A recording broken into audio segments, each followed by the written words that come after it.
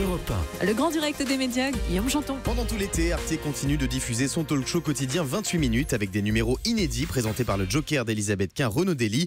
Et il est avec nous pour en parler ce matin sur Europe 1. Bonjour Renaud Dely. Bonjour. Bienvenue sur Europe 1. On vous retrouve donc du lundi au vendredi à 20h05 sur Arte. C'est important pour vous qu'une émission comme 28 minutes reste à l'antenne pendant l'été ? C'est important pour moi, puis c'est surtout important pour la chaîne, et j'espère que c'est important pour les téléspectateurs. C'est-à-dire que c'est une expérience qu'on a lancée l'été dernier, pour la première fois l'été dernier, au bout de 5 saisons, 28 minutes, et donc resté à l'antenne sur Arte tout l'été. Et on s'est aperçu d'abord un truc tout simple, ce que vous savez évidemment ici aussi, c'est que l'actualité ne s'arrête pas. Même l'été, l'actualité ne s'arrête pas. Que les téléspectateurs, ils ont aussi soif d'actualité, ils ont besoin d'informations. Et 28 minutes, c'est une émission qui essaye de traiter l'information sur un ton un petit peu différent, de faire un pas de côté. Et ce pas de côté, me semble-t-il, il est plus que jamais nécessaire l'été, justement, puisque s'il y a une actualité, c'est aussi l'occasion de la traiter de façon peut-être parfois un peu plus légère ou un peu plus décalée que l'actualité rude et triste.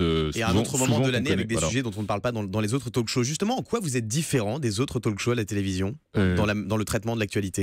Il y a beaucoup d'aspects qui, me semble-t-il, sont spécifiques à cette émission 28 minutes, notamment la dimension internationale, qu'on explore beaucoup tout au long de l'année et plus particulièrement l'été.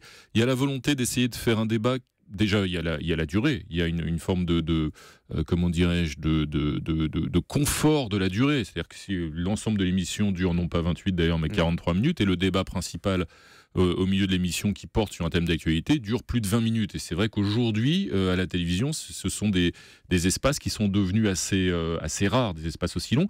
Il y a une volonté aussi dans l'émission de laisser les invités parler, s'exprimer, échanger, de leur donner du temps. C'est pas une émission où on s'aboie dessus, où on se coupe. C'est quelque chose qui manque à la télévision, selon vous ? Ça va trop vite ? Non, mais je comprends qu'il y a un certain nombre de médias, notamment des chaînes Tout Info, qui évidemment sont obligés de réagir, de traiter l'actualité dans l'urgence. L'intérêt, c'est la vitesse et c'est la réactivité. Le danger ou le handicap, c'est souvent la superficialité.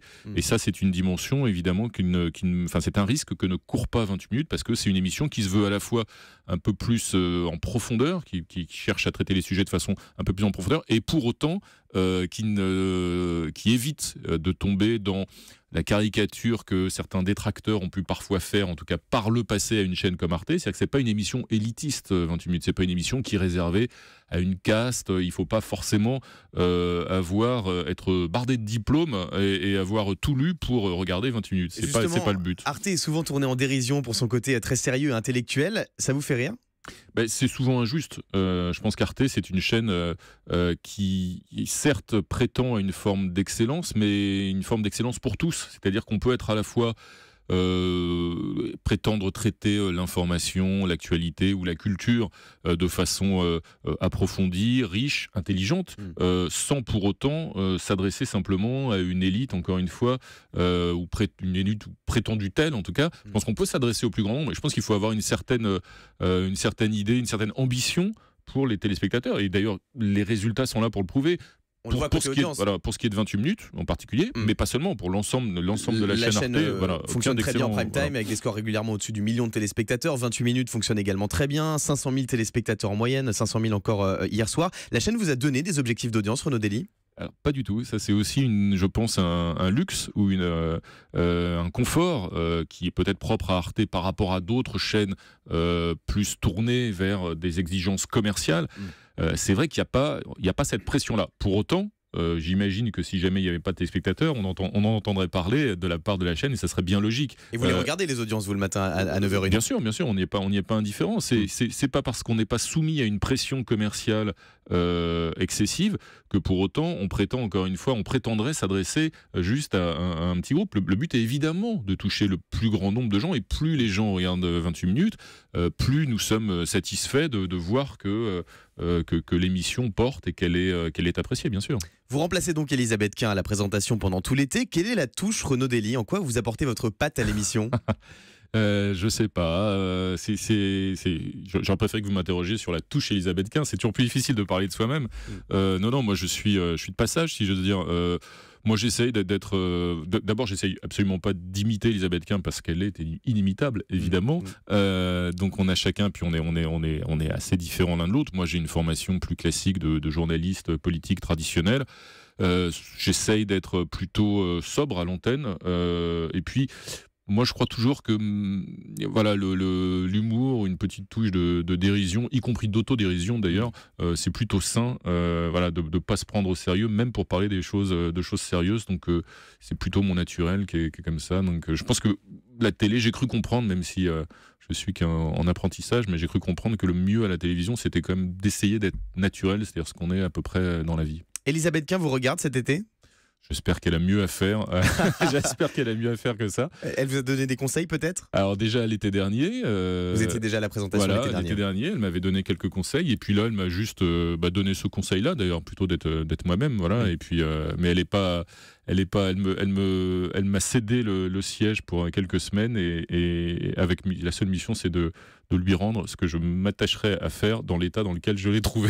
Alors Renaud Dely, vous êtes également chroniqueur et intervieweur dans l'émission le reste de la saison. Vous rempilez la saison prochaine ? Oui, avec plaisir. Le vendredi dans l'émission qui est un peu particulière.